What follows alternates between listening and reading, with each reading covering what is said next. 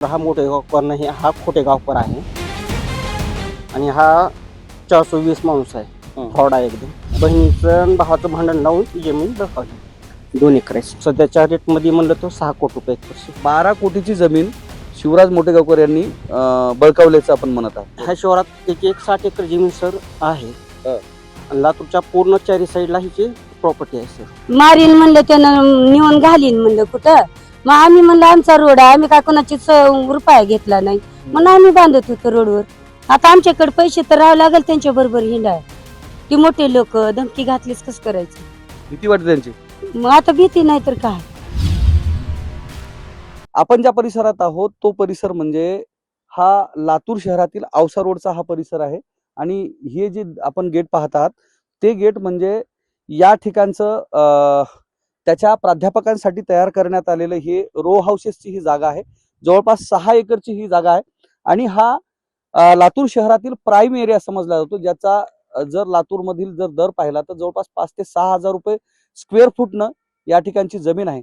मात्र या सगळ्या गोष्टींमध्ये जर पाहिलं तर या बाजूचे आजूबाजूचे जे शेतकरी आहेत ते मात्र शिवराज मोठेगावकर याच्या दहशतीत वावरताना पाहायला मिळतात. कारण पण तितकंच महत्वाचं आहे, कारण जो शिवराज मोठेगावकर RCCच्या प्लॅटफॉर्मवर युट्यूबवर ज्या पद्धतीनं स्वतः मी विठ्ठल भक्त असल्याचा व मी किती करुणामय आहे, किती प्रेमळ आहे हे दाखवण्याचा प्रयत्न करतो, तो शिवराज मोठेगावकर प्रत्यक्षात जर पाहिला तर तो प्रत्यक्षात भूमाफिया असल्याचं सुद्धा या ठिकाणी निदर्शनात आले. आणि त्या माध्यमातून या लातूर, औसा आणि निलंगा परिसरातील जे शेतकरी आहेत यांच्यामध्ये मोठी दहशत असलेली पाहायला मिळते. दिलेल्या माहितीनुसार जर पाहिलं तर या ठिकाणचे जे जर एखादी जमीन निघाली असेल, एखादी प्रॉपर्टी निघाली असेल आणि त्याची किंमत जर अमुक असेल तर ती किंमत त्याला जर ती शेती निघालेलं माहीत झालं तर समोरच्याला त्याची दाम दुप्पट करून ती शेती बळकावणं हे त्याचं काम आहे. आणि जर पैसे देऊनही जर हेत नसेल तर थेट त्याच्यावर अतिक्रमण करणं सुद्धा तो करताना पाहायला मिळतो. या गेटची जी आपण ही जर जागा जर पाहत असाल, याची जी एंट्रन्स पाहत असाल ही त्याचा प्रवेशद्वार आहे त्याच्या शेतीवर येण्याचं. आणि ही जी जागा आहे ती या ठिकाणच्या एका शेतकऱ्याची आहे आणि याच्यावर शिवराज मोठेगावकर यानं बळजबरी अतिक्रमण केल्याचं पाहायला मिळतंय.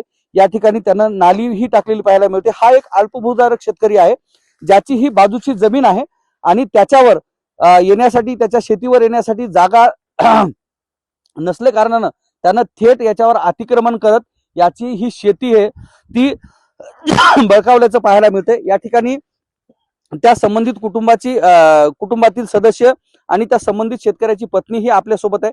ताई, काय सांगणार नेमका काय प्रकार आहे आणि शिवराज मोठेगावकरनं तुमच्यावर कसा अन्याय केला, काय सांगणार? काय ह्या वाटाचे पैसे दिले नाहीत आम्हाला. झाडं लावली, आमची पिकी ना, आम्हाला एकरभर जमीन आहे, आमची 2 लेकरं आहेत, कसं खायचं. आणि त्यांच्या भावाने आले आमच्या पोरानं किक वाजविली म्हणून तर हरण वाजविले तर तुम्हाला घालीन म्हणले, नेल म्हणले. मग मी म्हणले स्वतःचे लेकरं घाला पुन्हा दुसऱ्याचे घाला असं म्हणले.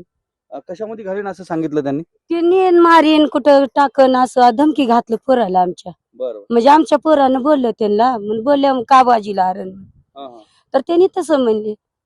आणि आमचं पीक ये ना, हे झाडं काढून टाकावं तर काढीनात, काढून घ्या म्हणून 2दा आमच्या मालकाने म्हणले. आमचे मालक शिकलेले नाहीत, आमच्यावर अन्याय आम्हाला रुपया दिला नाही. तुम्हाला अगोदर हे ज्यावेळेस रस्ता तयार करण्यात होते काय सांगितलं होतं तुम्हाला? काय पुन्हा देतो म्हणून असं घेतले, देतो म्हणले दिले नाहीत. तुमचं काय नाव आहे ताई? तुमचं पूर्ण नाव काय? माझं पूर्ण नाव शलबाई बालाजी गाडेकर. किती शेती आहे तुम्हाला? आम्हाला एकरभरच राहिले. आता नंदावानी भांडणं लावली म्हणून इकली. ती नवनाथ घोडके त्याच्यापाशीच राहते. 1 एकर विकली तुम्हाला शेती? इकली. तुमची 1 एकर शेती आहे आणि आता एकरभरच राहिले आम्हाला. एकरभर शेती आहे आणि त्याच्यावर या रोडचं त्यांनी नाली बांधले ना गेलते मी तर बांधले तर नाली नका म्हणत होतो आम्ही बांधू. आमचे पीक कसं यायचं, ही झाडं लावून ठेवली, आम्हाला पीक येईना, काहीच नाही बघा. काढा म्हणून 2-4 वेळेस म्हणला. हा संपूर्ण जो रस्ता आहे त्यांच्या या कुठेच आहे, आम्ही 10 रुपये घेतलेले नाहीत या वाटेचे. नाही. अगोदर हे रस्ता बनवताना तुम्हाला काय सांगण्यात आलं होतं? काय देता पैसे म्हणून पुन्हा बोलले तर असं दिलेच नाही. तर आमच्या नवऱ्याला वाचायना लिवायना अडाणी, आम्ही अडाणी माणसं काय करा. पैसे देतो म्हणून म्हणले होते? पैसे देतो म्हणले होते या वाटेचे. मग तुम्ही तुमचा जो मोबदला आता तुमची 1 एकर शेती आहे आणि त्याच्यावरून हा रोड बनवण्यात आलाय, हा किती फुटाचा रोड आहे? 30 फुटाचा आहे. 30 फुटाचा रोड आहे. आमचं 15 आणि त्या सासऱ्याचं 15 फूट आहे. आणि दोघांचे आहे, त्याची लांबी दोघा किती आहे? लांबी किती आहे जवळपास? 100 एक फूट? हा असेल 100 जास्त असेल 100 फुटाच्या वरून 600 फूट 150 फूट असेल. म्हणजे हा 30 बाय 600 फुटाचा हा हा. पूर्ण रोड आहे. हं. आणि याच्यावर त्यांनी सरळ अतिक्रमण केलं, पैसे दिले नाही, नाही 1 बी रुपया आम्ही घ्यायला नाही. 1 बी रुपया दिला नाही नाही कोणी बी म्हणते आम्ही आधी बी द्या घ्यायला नाही पुन्हा बी नाही कोणाकोणच नाही. याविषयी तुम्ही म्हणले असाल ना, माझे शेतीवर तुम्ही अतिक्रमण केलेत, मला पैसे द्या म्हणून म्हणले, असं काय म्हणले त्यांनी? नाही म्हणले हो पैसे दिलेच नाहीत. नाहीच म्हणले सरळ ते. हा, नाही मग असं कसं अतिक्रमण केलं म्हणले असाल ना तुम्ही? असं म्हणले पण आमची भेट येत ना असं बोलाय मालक आमची काय म्हणतात? काय भिवून असं मोठ्या माणसाला भेनच की घरात गपची बसायचं जाऊ जाऊ म्हणून. म्हणजे आजूबाजूच्या शेतकऱ्यांमध्ये सुद्धा भीतीचं वातावरण आहे, त्यांना कोणी खेटण्यासाठी किंवा बोलण्यासाठी नाही बोलण्यासाठी कोणच नाही. आता आमच्या पोरानं बोललं तर तसं म्हणले मग काय बोला. काय म्हणले? जेसीबी घालतो. हा मारीन म्हणलं त्यानं नेऊन घालीन म्हणलं कुठं मग घालीन म्हणलेस मी बाहेर आले आणि म्हणले आधी आपले घालाव पुन्हा दुसऱ्याचे घालाव असं तुमचा बोलले. मुलगा काय म्हणत होता? मुलगा की का वाजविली हरण वाजिलं गाडीचं असल्या गाडीचं हरण वाजिलेच मग का वाजिलं म्हणून बाहेर आला. तर का बर वाटत म्हैस होती आमची तुम्ही वाटत का बांधली. मग आम्ही म्हणलं आमचा रोड आहे आम्ही काय कोणाची रुपया घेतला नाही म्हणून आम्ही बांधत होतो रोडवर. तुम्हाला जीवे मारण्याची या पद्धत, तुमच्या मुलाला जीवे मारण्याची धमकी दिली? हा धमकी दिली धमकी पण आम्हीच पोराला पुन्हा सगळ्यांनी जाऊ दे बाबा म्हणून घेतलं त्यालाच मीच बोलले. मग पोलिसात तक्रार वगैरे तुम्ही काय दिली नाही का? नाही दिली आम्ही दिली नाही जाऊ जाऊ म्हणून बसले आमचे मालक ते नको म्हणून असं. सांगितलं? हा असं झालं. आता आमच्याकडे पैसे तर राहावं लागेल त्यांच्या बरोबर हिंडाय. ती मोठे लोक धमकी घातलीच कस करायचं. भीती वाटते त्यांची.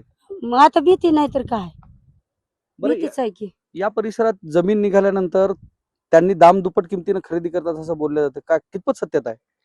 आता ते चौकाती मला त्याच्यातलं तर काय कळते सांग. दुसरं कोण आहे तुमच्यासोबत?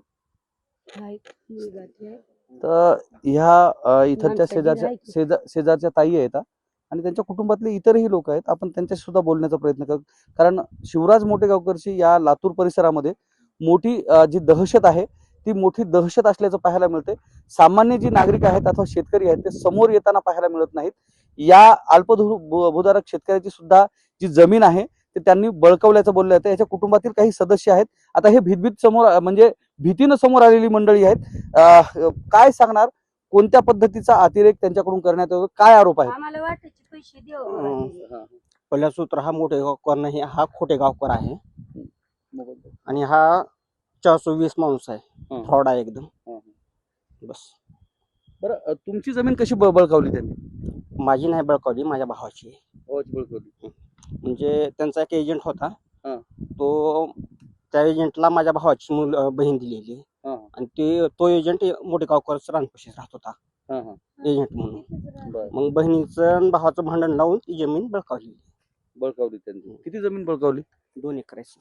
2 एकर जमीन बघा. म्हणजे मोठेगावकरने यांची नुसती हे रस्ताच नाही तर इतर 2 एकर जमीन सुद्धा बळकावलेली. किती वर्षापूर्वी बळकावली? तिला एक 5-7 वर्ष झालं. 5-7 वर्ष.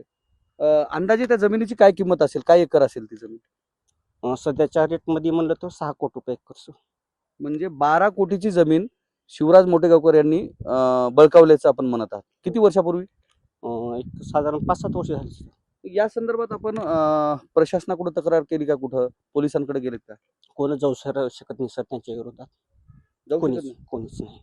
कशामुळे जाऊ शकत नाही? कशामुळे माणूस आहे सर. हा. त्यामुळे विरोधात कोणी जाऊ शकत नाही. भीती वाटते त्यांची? हो सर भीती वाटते. कशामुळे भीती वाटते? 420 माणूस आहे सर. तो गुंड प्रवृत्तीचा माणूस आहे. गुंड प्रवृत्तीचा. असं कुणाला म्हणजे अतिरेक केलेला आहे का आजूबाजूच्या शेतकऱ्यांना वगैरे? माझ्या भावाचं तर मला माहिती आहे सर. इथलं तर शेतकरी वर्ग मोठ्या प्रमाणात ह्या शहरात त्याची एक 60 एकर जमीन सर आहे. आणि लातूरच्या पूर्ण 4 साईडला हिची प्रॉपर्टी आहे सर. या इथं 60 एकर आहे. या इथे सर औसा रोडला 60 एकर जमीन आहे सर. काय वाटतं आता ही सीबीआय कडून चौकशी करण्यात येते, अशा तुमच्याकडे तुमच्यासारख्या अनेक लोकांवर अन्याय झालेला, काय मागणी आहे सरकारकडे?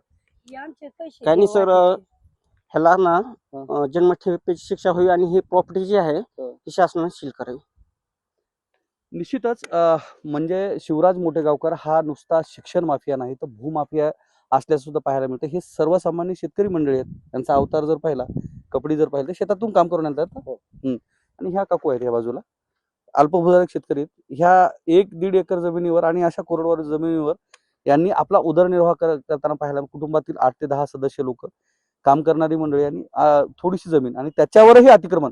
शिवराज मोठेगावकरनं ह्या परिसरातील जवळपास 60 एकरच्या वर त्याची या ठिकाणी जमीन आहे आणि या परिसरात तो भूमाफिया असल्याचंच या ठिकाणी निदर्शनात येते. कारण अनेकांच्या जमिनी ज्या आहेत त्यानं आपल्या मुजोरीनं या ठिकाणी आपल्या ताब्यात घेतल्याचं पाहायला मिळतंय आणि सर्वसामान्य नागरिकांमध्ये याची कशी दहशत आहे हे याच्यावरून पाहताना दिसतंय. ज्या पद्धतीने हे आपण पाहिलं तर ह्या जमिनीवर त्यानं हे अतिक्रमण केलेलं, ही झाडं लावलेली आहेत आणि हा जवळपास 600 फुटाचा जो आहे हा रस्ता या ठिकाणी टाकण्यात आलेला आहे. आणि या पद्धतीनं त्यांना अशा कितीतरी जमिनी व भूखंड हे अनधिकृतरित्या जी काही ज्या जमिनी असतील मग त्या वर्ग 2च्या असोत 1च्या असोत या पद्धतीनं बळकावल्याचा या ठिकाणी पाहायला मिळते. आणि त्या संदर्भात बोलण्यासाठी सुद्धा आता हे नागरिक आहेत धजावताना पाहायला मिळत नाहीत. ही मंडळी सुद्धा कुठेतरी भीतभीतच माध्यमांसमोर आलेली आहेत आणि आपली जी व्यथा आहे ती मांडण्याचा प्रयत्न केला आहे.